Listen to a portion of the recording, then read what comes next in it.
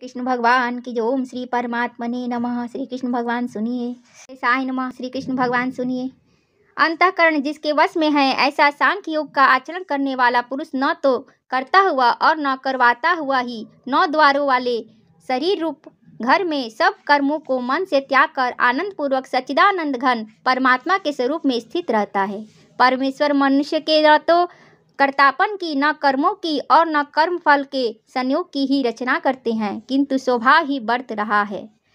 सर्वव्यापी परमेश्वर भी न किसी के पाप कर्म को और न किसी के शुभ कर्म को ही ग्रहण करते हैं, किंतु अज्ञान के द्वारा ज्ञान ढका रहता है। उसी से सब अज्ञानी मनुष्य मोहित हो रहे हैं।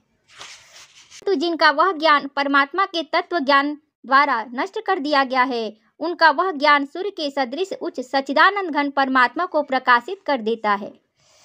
जिनका मन तद्रूप हो रहा है, जिनकी बुद्धि तद्रूप हो रही है और सच्चिदानंद घन परमात्मा में ही जिनकी निरंतर एक ही भाव से स्थिति है, ऐसे तत्परायण पुरुष ज्ञान के द्वारा पाप रहित होकर अपुनरावृत्ति को अर्थात परम गति को प्राप्त होते हैं।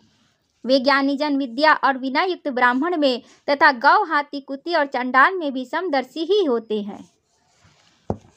जिनका मन समभाव में स्थित है, उनके द्वारा इस जीवित अवस्था में ही संपूर्ण संसार जीत लिया गया है, क्योंकि सच्चिदानंद घन परमात्मा निर्दोष और सम है।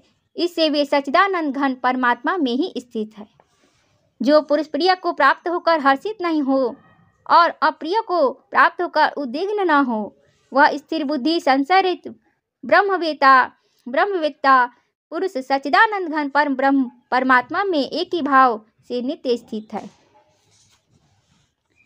बाहर के विषयों में आसक्ति रहित अंतःकरण वाला साधक आत्मा में स्थित जो ध्यान जनित सात्विक आनंद है, उसको प्राप्त होता है। तदनंतर वह सच्चिदानंद घन पर ब्रह्म परमात्मा के ध्यान रूप योग में अभिन्न भाव से स्थित पुरुष अक्षय आनंद का अनुभव करता है। जय श्री कृष्ण।